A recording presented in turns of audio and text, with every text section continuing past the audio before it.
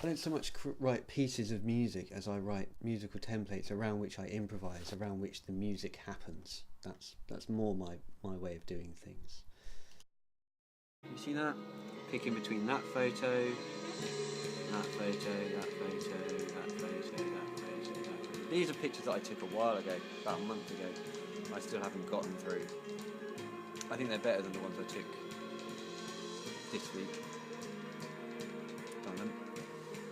This is the process. It's long and laborious, and I've got to get on with it.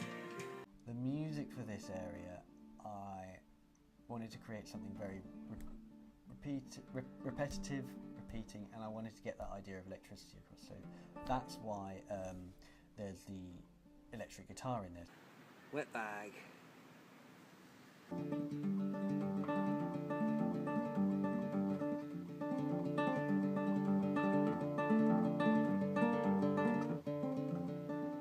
So the electric guitar is actually done on a pedal. I plugged into a pedal so that you could have the acoustic sound of the guitar, and then it's a foot switch that I just slowly fade in the distortion. That's how it's able to come in smoothly. I just push the drive up with my foot. Hi Brian, sorry to be a bother, but unfortunately we now have a site inspection booked in for the 1st of August, meaning that the site will be out of bounds to anyone from the public. Is it possible to change the tour to Tuesday the 8th of August? Truly sorry for the inconvenience.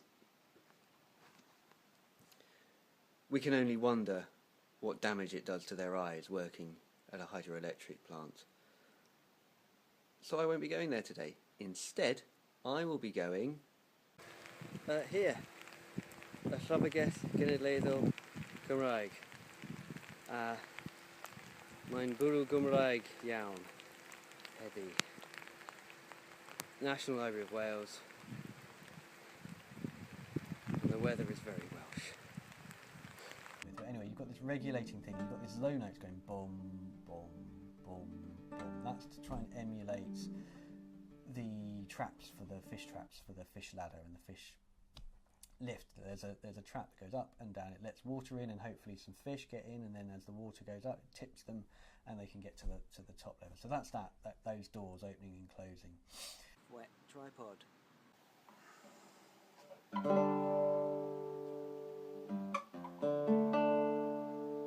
It's that kind of day where it's been raining and now it's stopped, but I'm about to go out. And do you trust those clouds? Do I wear my waterproofs? God, what a decision. Then you've got a cascade of notes, which is just the water point, but it's not pinging around in the way that it does at Gamlin. It's not sort of erratic. It's very much the same diggity diggity diggity diggity diggity diggity diggity. And then you've got the top gates. That I put that on there. They're the main ideas. I think I'm just going to wear them, and if I get wet, then I won't get wet as wet.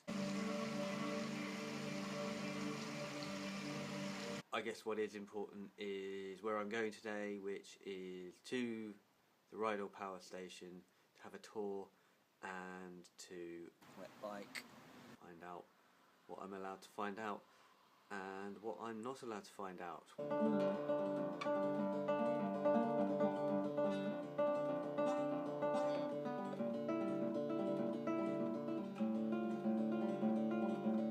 One thing I'm not allowed to do is take any photos or record any sound in the power station. So there, I won't. Wet Brian. That's not a great surprise. It's a project about a river, it's going to be wet.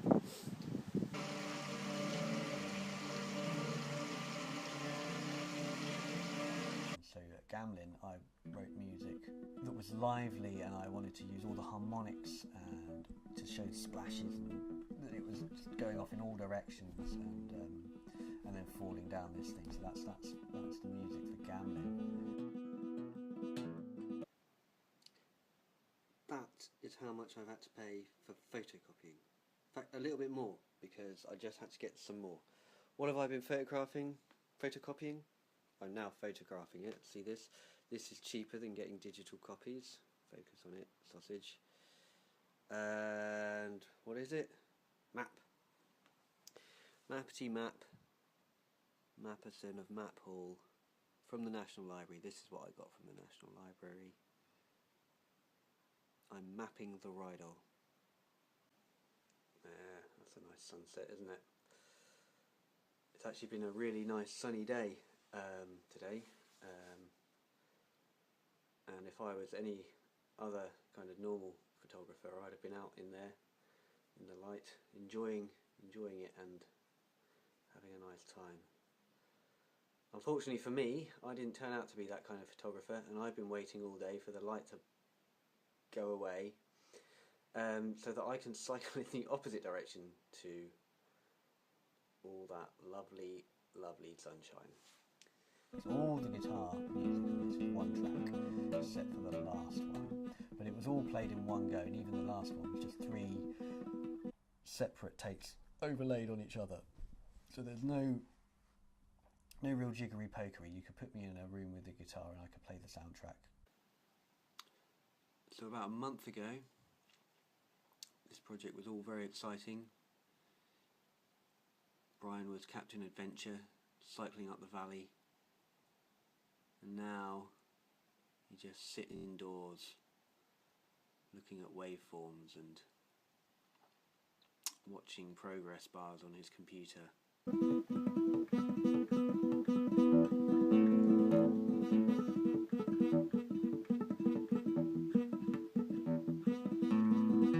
Oh, good. Goody, good.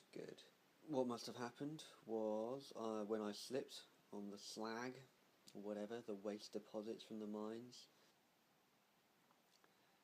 which is all very exciting.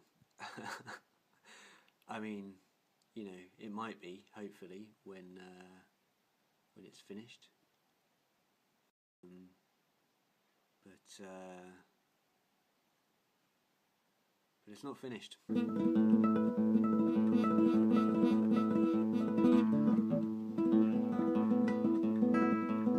This must have taken a knock.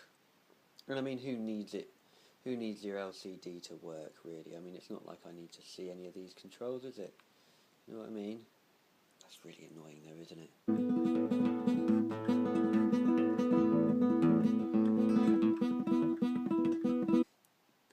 It's not finished. It's at some point in early to mid-December. It has snowed.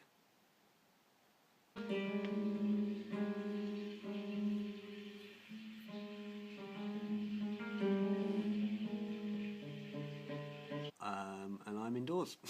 I'm indoors working on this, and it's actually really boring, and it's bad for your posture. From all that healthiness and happiness that I had cycling in the valley, now I'm hunched over a computer, staring at projecting direct into my eyes. Boo hiss.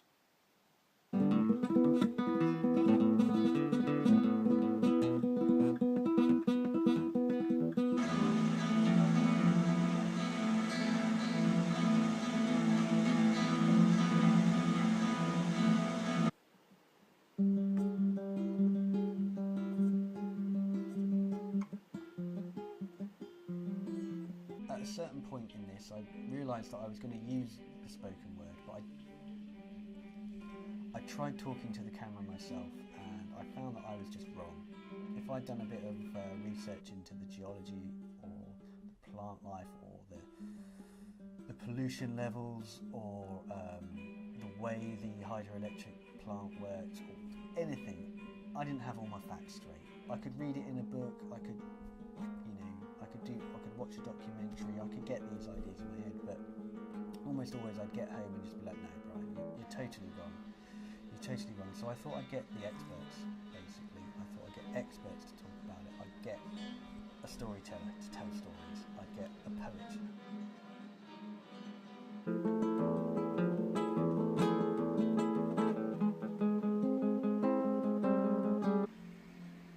Anyway, the people I met, lovely.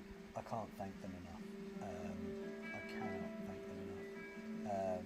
Of course, it's very sad that the walk around that I did with Danny and Alan was unfortunately one of the last actual walk arounds that Alan was able to do, being so ill as he was. After that walk around, he had to go back in for more treatment, which basically was the beginning of the end for him.